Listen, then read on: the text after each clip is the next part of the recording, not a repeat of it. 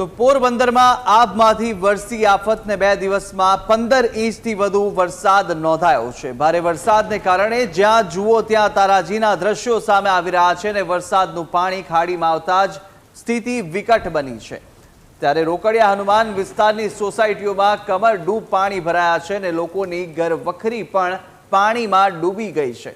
તો ઘરવખરી પાણીમાં ડૂબી જવાને કારણે ભારે નુકસાન લોકોને વેઠવાનો વારો આવ્યો છે અને 2 દિવસમાં 15 ઇંચથી વધુ વરસાદ પોરબંદરના પંથકમાં નોંધાયો છે અને જ્યાં જુઓ ત્યાં પાણી જ પાણી હાલ તો જોવા મળી રહ્યું છે। જ્યાં રહેણાંક વિસ્તારોની જે સોસાયટીઓ છે તે પણ હાલ પાણીમાં ગરકાવ થઈ ચૂકી છે અને ઘરોની અંદર પાણી પ્રવેશી ચૂક્યા છે। પોરબંદરમાં સતત 2 દિવસથી વરસાદ વરસી રહ્યો છે। ઉપરવાસનું પાણી આવી રહ્યું છે। જો તમે સ્થિતિ જોઈ શકો છો, ઘરમાં કમરડૂબ પાણી છે।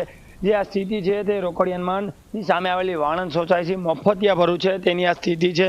અહીં પાણીનું સ્તર વધી રહ્યું છે। લોકો ચિંતામાં મુકાઈ રહ્યા છે। તંત્ર દ્વારા કોઈ પણ જાતની સહાય ન મળી હોય તેવું સ્થાનિકોએ જણાવ્યું છે। અહીં લોકો અગાસી ઉપર રહેવા માટે મજબૂર થયા છે। અહીં તમે જોઈ શકો છો, અહીંથી આગળ જઈ શકાય તેવી સ્થિતિ નથી। મારી પાછળના દ્રશ્ય જો તમે જોઈ શકો છો કે જે અહીંથી પાછળ છે તે કોઈ જવાઈ શકે તેવી સ્થિતિ નહીં। પાણી વધી રહ્યું છે। ખાસ કરીને જે દ્રશ્ય છે તમે જોઈ શકો છો, જે લોકો છે તેમના જીવના જોખમે અહીં રહી તંત્ર દ્વારા કોઈ પણ જાતની સહાય નથી મળી અને લોકો પોતાના જીવના જોખમે બહાર નીકળવાના ઘણા પ્રયાસ કરી રહ્યા છે। આગળ જે છે તે પોતાના ઘરમાં છે, લોકો અગાસીમાં રહી રહ્યા છે। ચાલુ વરસાદે લોકો અગાસીમાં રાત વિતાવી છે। કઈ રીતે રાત વિતાવી છે આપણે એની સાથે વાત કરવાનો પ્રયાસ કરીશું। થોડી જ વારમાં ઉપર જશું અને એની સાથે વાત કરવાનો પ્રયાસ કરીશું।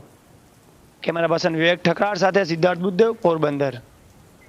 તો આ દ્રશ્યો પોરબંદરના છે અને પોરબંદરની અંદર કેડસમાં પાણી સોસાયટીઓની અંદર ભરી ભર્યા છે અને રસ્તાઓ પર નદી વહેતી હોય તેવા દ્રશ્યો સામે આવ્યા છે। આબમાંથી આફત વરસી જ્યાં 2 દિવસની અંદર 15 ઇંચથી વધુ વરસાદ જોવા મળી રહ્યો છે અને તેને લઈને તારાજીના દ્રશ્યો પોરબંદરથી સામે આવ્યા છે।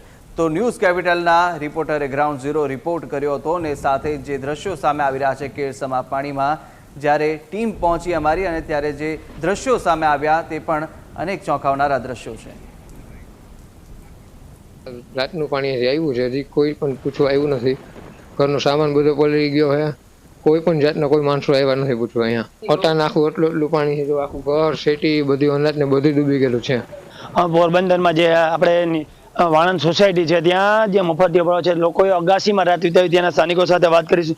બેન, કેટલા વાગ્યાથી ઉપર આવે ને કઈ રીતે રાત વિતાવી? કાલ 6 વાગ્યાના અમે અગાસી પર રહેવાના। આખી રાત વરસાદ પાણી ને અમે ખુલ્લામાં રાત વિતાવી છે ને નીચે તો બધું પલળી ગયું છે ભાઈ। કે કોઈ તંત્ર દ્વારા કોઈ રાહત માટે આવ્યું છે, કોઈ તંત્ર દ્વારા કોઈ પૂછવા આવ્યું છે કે તમને બહાર કાઢવા માટે કોઈ તંત્રએ મદદ કરી છે કે શું છે? કોઈ આવ્યું નથી ને કોઈ પૂછવા। હું ચા પાણી વિનાના ને ભૂખા તરસામે કાલ રાતના અમને બેઠા છે। તંત્રમાં શું આશા રાખો છો? તંત્રને અમે આશા રાખીએ કે અમને સહાય કરો, કોઈ ભાવ પૂછો કે અમને ચા પાણી। નાની છોકરી છે અમારે, કોઈની સહાય નથી કરતા। મારા જેઠ અપારંગ છે એ બિચારા હાલી નથી શકતા, એમને ખાટલા પર બેસાડ્યા છે તો અમને સહાય આપો। ખાસ કરીને સ્થાનિકોએ કીધું છે તંત્ર દ્વારા સહાય આપો તેવી માંગ કરી છે। કેમેરા પર્સન વિવેક ઠકરાર સાથે સિદ્ધાર્થ બુદ્ધે,